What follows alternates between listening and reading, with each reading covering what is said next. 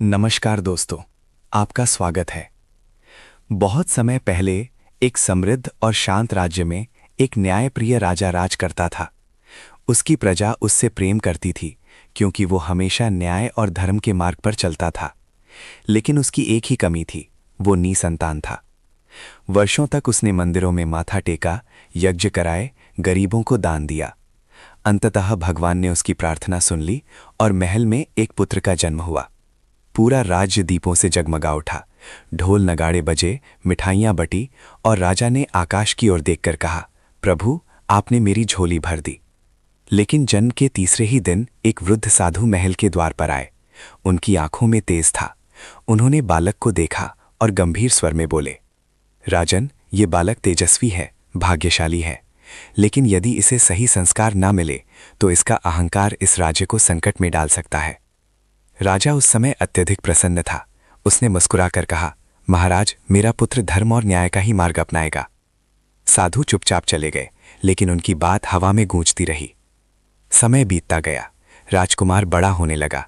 उसे उत्तम शिक्षा मिली, युद्ध कला सिखाई गई, शास्त्र पढ़ाए गए। लेकिन धीरे धीरे उसके अंदर एक और चीज बढ़ने लगी, घमंड। उसे अपनी शक्ति पर गर्व था। वो सोचता था कि राज्य उसके नाम से चलता है। वो गरीबों को तुच्छ समझता, सेवकों पर क्रोध करता। यदि कोई उसकी आंखों में आग डालकर बात कर लेता तो वो इसे अपमान समझता। एक दिन वो घोड़े पर सवार होकर नगर भ्रमण कर रहा था। रास्ते में एक वृद्ध महिला लकड़ी का गट्ठर उठाए जा रही थी। वो कमजोर थी और समय पर झुककर प्रणाम न कर सकी।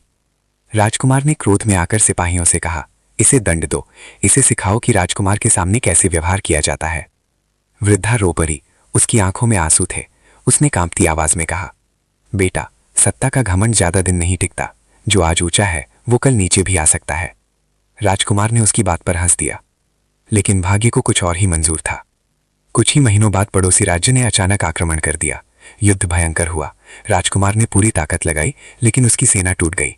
मित्र राज्य साथ छोड़ गए। महल पर कब्जा हो गया। राजा ये सदमा सह ना सका। वो बीमार पड़ गया। प्रजा भयभीत हो गई और पहली बार राजकुमार ने देखा, उसकी शक्ति, उसका घमंड, उसका ताज सब छिन गया। वो रातों रात राज्य छोड़कर भाग निकला। भटकते भटकते वो एक पुराने मंदिर के सामने जा पहुंचा। थका हुआ, टूट चुका, वो मंदिर की सीढ़ियों पर बैठकर रोने लगा। तभी उसे पीछे से एक परिचित आवाज सुनाई दी। वही वृद्ध साधु उसके सामने खड़े थे। राजकुमार उनके चरणों में गिर पड़ा। मुझे बचा लीजिए महाराज, मैंने बहुत अन्याय किए हैं। मैं अंधा हो गया था अपने घमंड में। साधु ने उसकी ओर करुणा से देखा। उन्होंने अपनी झोली से एक छोटा सा दर्पण निकाला और उसके हाथ में दिया। हर सुबह इसमें अपना चेहरा देखना। जब तक तुम्हें अपना चेहरा भारी, अंधेरा और बोझिल दिखे, समझना तुम्हारा मन अभी भी अहंकार से भरा है। जिस दिन तुम्हें इसमें प्रकाश दिखे, समझना तुम्हारा मन शुद्ध हो चुका है। राजकुमार ने उस दिन से नया जीवन शुरू किया। वो गांव-गांव घूमने लगा। जिन गरीबों को उसने अपमानित किया था उनसे माफी मांगी, जिनके साथ अन्याय किया था उनकी सेवा की, बीमारों की देखभाल की, खेतों में मजदूरों के साथ काम किया, भूखों को खाना खिलाया। शुरू में लोग उस पर विश्वास नहीं करते थे, लेकिन धीरे धीरे उन्हें उसके व्यवहार में सच्चाई दिखाई देने लगी। हर सुबह वो दर्पण में देखता और उसे अपना चेहरा धुंधला दिखाई देता। वो और अधिक सेवा करता। महीने बीत गए। एक सुबह जब उसने दर्पण उठाया तो वो चौंक गया। इस बार उसका चेहरा उज्जवल दिखाई दे रहा था। आंखों में शांति थी, चेहरे पर विनम्रता थी। उसी समय कुछ लोग उसे ढूंढते हुए आए। वे उसी राज्य के थे। उन्होंने कहा, राजकुमार, अब हमें आपकी जरूरत है। अत्याचारी राजा प्रजा पर जुल्म कर रहा है, लेकिन अब हमें वही राजकुमार चाहिए जो सेवा करता है, घमंड नहीं। राजकुमार की आंखों में आंसू आ गए। उसने कहा, यदि मैं वापस आया तो न्याय के लिए आऊंगा, सत्ता के लिए नहीं। वो प्रजा के साथ लौटा। लोगों ने उसका साथ दिया। बिना घमंड, बिना क्रोध, केवल सत्य और न्याय के बल पर उसने राज्य वापस पा लिया। जब वो फिर से सिंहासन पर बैठा तो उसके सिर पर ताज था, लेकिन दिल में विनम्रता। उसने सबसे पहले उस वृद्ध महिला को ढूंढकर सम्मान दिया और कहा, आपकी बात सच थी, घमंड ज्यादा दिन नहीं टिकता। दोस्तों, याद रखिए, ईश्वर देर करता है, अंधेर नहीं। अहंकार हमें गिराता है, लेकिन सच्चा पश्चाताप हमें फिर से उठा सकता है। और जब इंसान अपने भीतर का अंधेरा देख लेता है, तभी उसके जीवन में